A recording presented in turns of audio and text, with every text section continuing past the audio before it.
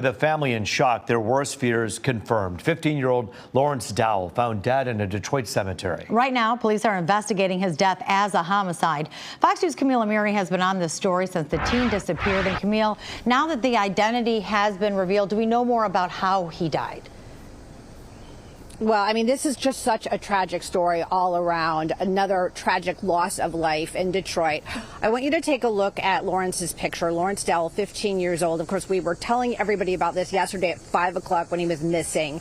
So here's what we know. So yesterday afternoon, police were in the area of Stahalen and Pembroke in a wooded area. They were searching for him. He'd been missing for 2 days. He had left his cell phone at home, so there was no way to ping him.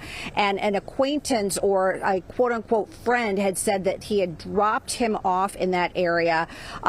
Family and police doing their own searches, and they couldn't find anything yesterday afternoon. So that was some good news, right? Well, then last night, they found a body who they later determined was Lawrence Dowl, 15 years old, at a cemetery at Losser and 7 Mile in that area.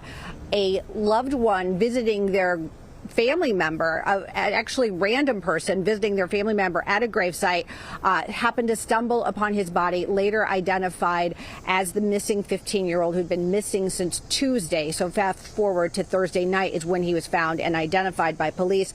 Police back out on the scene this morning. Michigan State Police, Detroit Police looking for more evidence in the area where the body was found. Now, we did talk to a woman who lives near the cemetery, and then we also talked to Lawrence Dowell's aunt. Take a listen.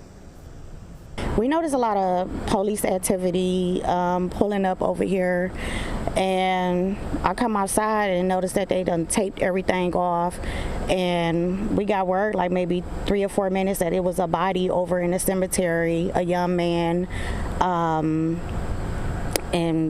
you know, it blew my mind. I was shocked, like, wow. I'm just in disbelief, you know. That's my baby. Me and him real close. Man, it's me and my sister.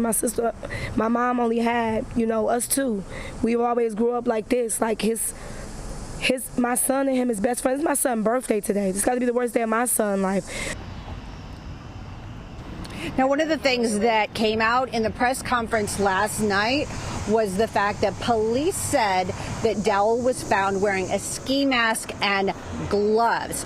The aunt had something to say about that revelation. Take a listen. I don't even think that should even been put there. We don't even know if that's what he had on. We don't even know how true that is. And if he did have on a ski mask and gloves, he's 15. It don't matter. Right now, nobody had no value for life.